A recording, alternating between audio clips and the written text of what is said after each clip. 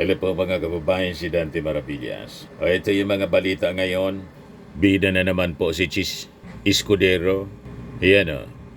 Comelec to rule next week on Chis campaign donors. Tapos mga kababayan, si Marco Licta, si Marcoleta, inisyuan ng Comelec din ng show cause order. Yan o. Kailangan niyang magpaliwanag dahil sa hindi tugmang susi at salen. Kung sino yung nangangampanya mga kababayan, napakaingay, nagsalita pa doon sa tawag dito, INC rally about transparency and accountability. Siya pala yung hindi transparent. Sabi ko sa inyo, ang daming ipokrito po sa mundo, lalo na dito po sa ating bansa. Si Chis Escudero, sige Panuro, ayaw tantanan mga kababayan si Martin Romualdez. Siya pala mga kababayan ang dapat na magpaliwanag kasi ang dami niyang sabit. At kasama yung pangalan ni Chis Escudero sa mga senador mga kababayan. Malamang makulong mga kababayan before Christmas. Yan po. Base yan mga kababayan sa pagkanta ni dating Yusek Roberto Bernardo. Tapos ngayon, ito yung balita tungkol kay Chis Escudero. Yan o.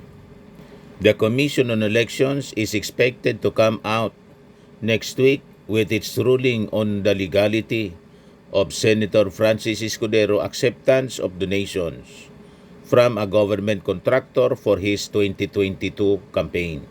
Sabi po ni Comelec Chairman George Garcia, the members of the commission are now reviewing the recommendations submitted by its Political Finance and Affairs Department. Hopefully, sabi po ni Garcia, not later than Wednesday next week, Comelec will already have a decision on the matter. Patong-patong na kaso mga kababayan ang kakarapin ni Chis Escudero. Ito pa, ex-DPWH Yusek details 280 million alleged kickback to Cherry Mobile CEO for Escudero. Yan, grand scale theft pins more senators. Sabi dito sa report ng Daily Tribune. Yan, si Chis Escudero, si Jinggoy, si Grace po, si Bong Revilla. Yan, sabi dyan. Bernardo said then Senate President Chis Escudero received his share of allocations through Maynard Ngo, who was earlier named as a contributor to Escudero's campaign. He said that before the 2022 elections, Ngo approached him and asked for his help in raising campaign funds. He said he collated a list of DPWH flood control projects in 2024 in the provinces of Valenzuela, Marinduque, Oriental Mindoro, and Quezon City amounting to 1.4 billion pesos with commitment of 20% commission for Escudero or 280 million pesos. Kaya palabo yung 18 million na net worth ni Chis Escudero na dineclare niya mga kababayan sa SALN, lumalabas na siya yung pinakang pobre among the senators. Pero kaya niya mga kababayan na magbigay ng worth 57 million na sing-sing kay Hart. O di ba? Mga kababayan nagkabukingan ng todo. Yan o. Malinaw. So makikita ninyo na habang po ang usapan ay pilit na nililihis sa kung sino-sino, isang malinaw na katotohanan mga kababayan na si Chis Escudero ang sentro po ng pinakang malaki, pinaka-sistematikong flood control insertion, skandal po sa kasaysayan ng GAA. At makikita natin mga kababayan, kung i-analyze natin ng mabuti, habang lumalalim po yung investigasyon, mas lumilinaw po yung pagkakaiba. Lumilinaw na lumalabas po si Chis, ang utak po ng insertions. Si Martin na lagi nilang tinuturo, lumalabas po o lamang kinalaman. Yan ang rason siguro mga kababayan kung bakit si Martin malakas ang loob na humarap sa investigasyon. Ngayon, lumilitaw sa mga kwento based sa investigasyon mismo ng Senado Si Cheese mismo ang nagpasok ng daang bilyong insertions sa General Appropriations Act. Base ito sa 103-page na dokumento ng kanyang grand budget scheme. Isang blueprint po siya ng pork style allocations na wala po sa proseso at labag po sa normal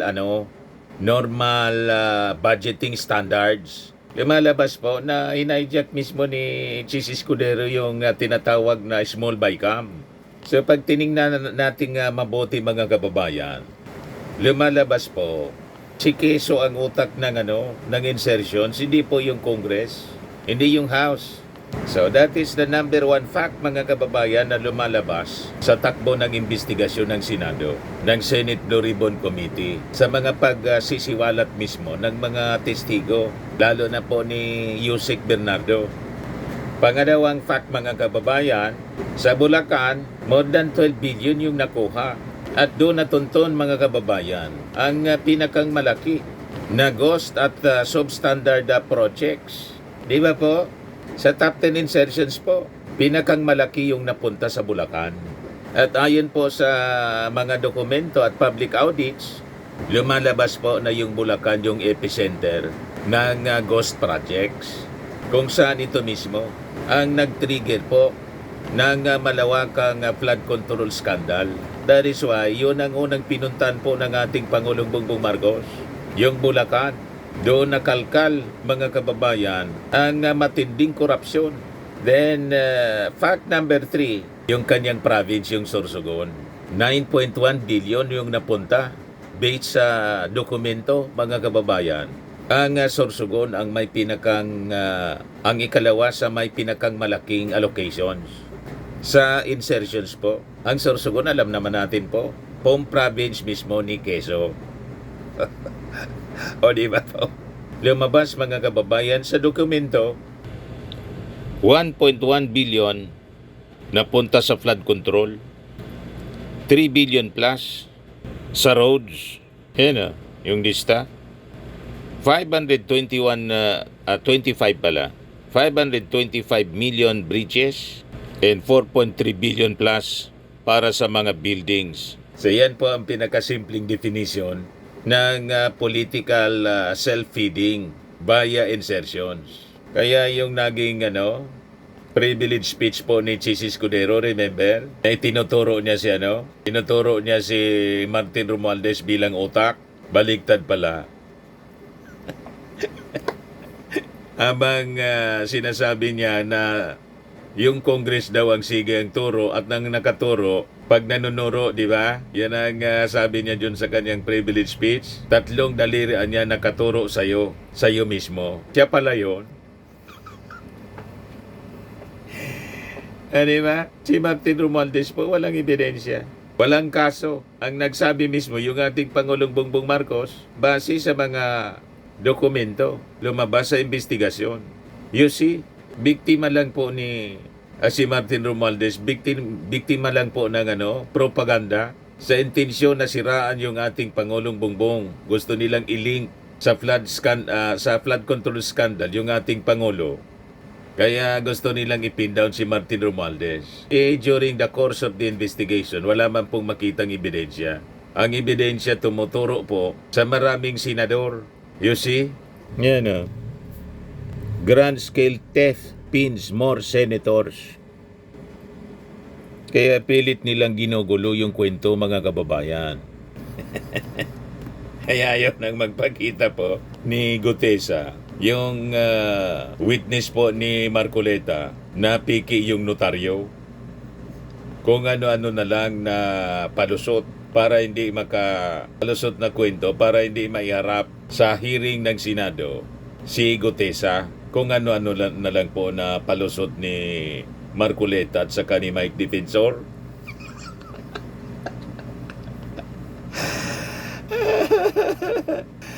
Kita po ninyo? Pangapat, mga kababayan, na fact yung Davao.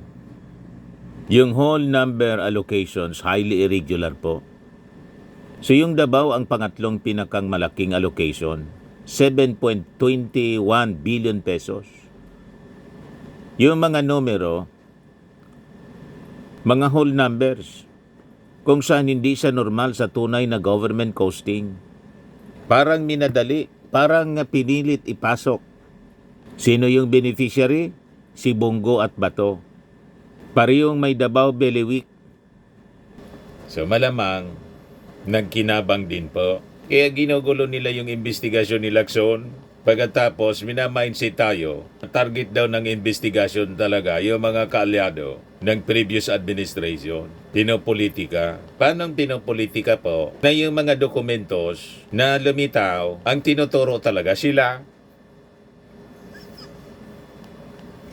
Kaya nga po, hindi na tayo nagtaka kung bakit ganun na lang ang reaksyon mga kababayan ni Bato de la Rosa nang magtanong siya kay Sara Diskaya kung kailan daw nagsimula yung kanilang pangungontrata. Nang sabihin 2016 sila pumasok sa DPWH, sigurado ka niya?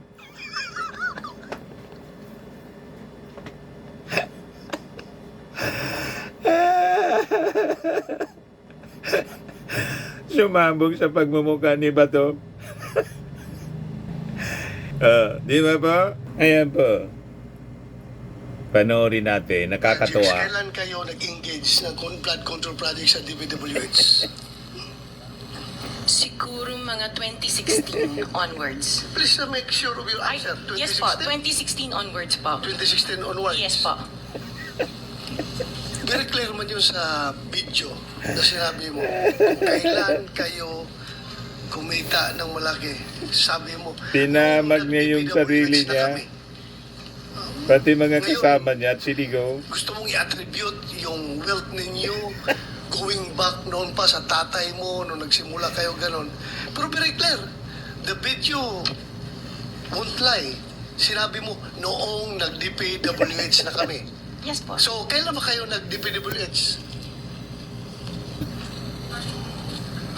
Parang sometime in 2012, nag-start kami with DPWH. Can you be definite with your answer? Parang 2012 o please? Siniguro pa because niya. we're under oath, please. Yes po. Make sure of your answers. Sometime in 2012, we started with DPWH.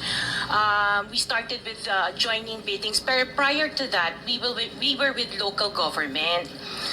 Yung mga flood control projects, kailan kayo nag-engage ng flood control projects sa DPWH? Siguro mga 2016 onwards. Please make sure of your answer. Yes po, 2016 onwards po. 2016 onwards. Yes po. 2016 onwards. May follow-up Yeah, yes, sir. ba? Yeah, Okay. go ahead, sir. Go ahead. Alright. Natigilan siya, no? Natigilan si Bato de la Rosa. Ngayon, hindi na nagpapakita sa Senado. Matapos sabihin ni Ombudsman Rimulya na lumabas na niya yung ICC warrant.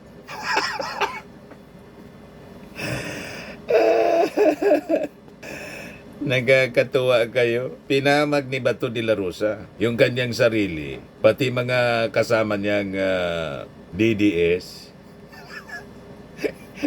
pati si Digong, mga kababayan at si Bongo. Pinahamag niya. So, number 5 facts, mga kababayan. Yung 17 billion flood control insertions under Escudero po, noong Senate President pa siya, layered and suspicious siya.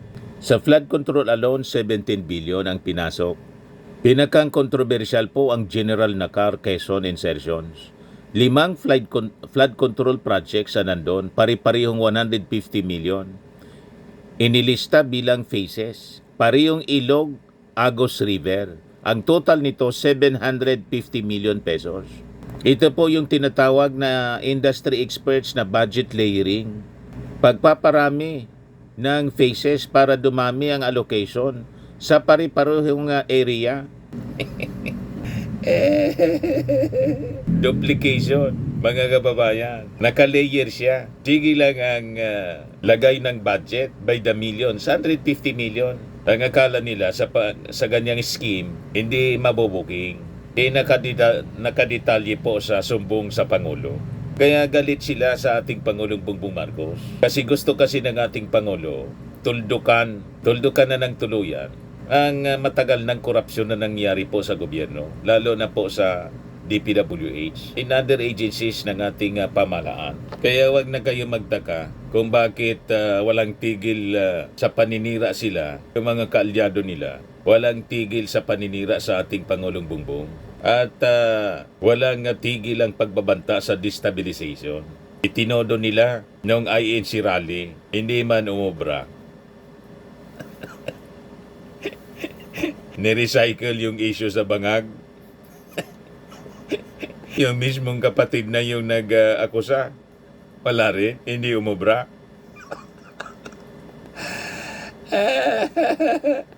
Di ba po? So fact number 6, mga kababayan, si ex-DPWH official Bernardo directly tag Escudero in kickbacks. Hindi lang ito bulong, mga kababayan, kundi sinumpa ang salaysay. Yan o. Pampitong fact, mga kababayan. The Maynard ngo connection, 30 million donor, konektado siya sa 1.4 billion project list, cash deliveries. Nung naging Senate President si Cheese, lumapit daw si Maynard ngo kay Bernardo para sa listahan ng projects for Escudero. Ang total is 1.4 billion with 20% commitment.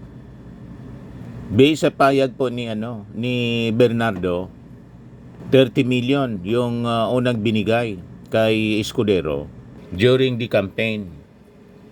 30 million campaign, 2022 campaign.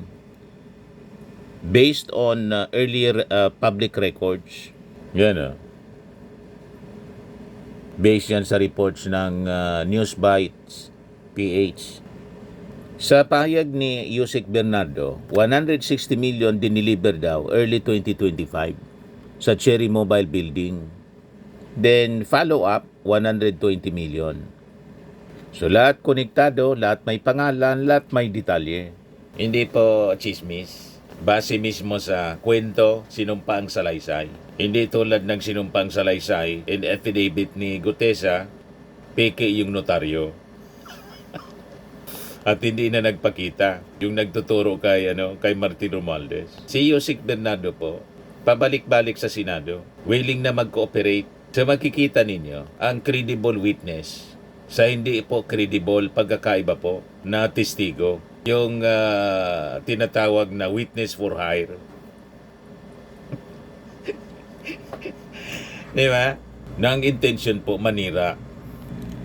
Fact number 8. Escudero plus Saldico, the Bicam power do behind billions in insertions. Kasi po, si Saldico nakapirma doon sa Bicam report. Si Cheese nakapirma din. Na dapat sana, bilang Senate President, hindi man siya dapat kasama doon. In-insert niya yung kanyang sarili. Pumirma. Yan ba? Yan ang dokumento mismo. Yan si Saldico. Tapos dito, sa mga senador, si Cheese Escudero. Yan Senate President Cheese Escudero. Walang Martin Romualdez dyan. Kasi hindi man member ng Bicam si Martin. Traditionally, talagang hindi member ang speaker. Kaya mahirap po yung turo ng turo. Di siya pala dapat ang ituro kasi mismong nakaturo sa kanya yung dokumento. You see, sa latest report ngayon, kinasuhan na po si Saldico. No bail. Kinasuhan na po ng ombudsman. And malamang kasunod na po si Cheese Escudero. Sa kabilang banda, ang matinding kontrast, mga kababayan, si Martin Romualdez na laging binabato ng sisi, pinagbibintangan ng walang basihan. Walang link po si Martin sa flood control anomaly. Kahit anong kalkal po nila, panggigipit, pagpresenta ng scripted witness po, makikita natin zero evidence laban po kay Martin Romualdez. Kahit po si President Bongbong Marcos, hindi kumbinsido na dawit yung kanyang pinsan. So ito po ang malinaw, mga kababayan, sa kwento. Napilit nilang ginugulo. The flood control anomaly leads to Cheese Escudero. That is the hard truth, mga kababayan.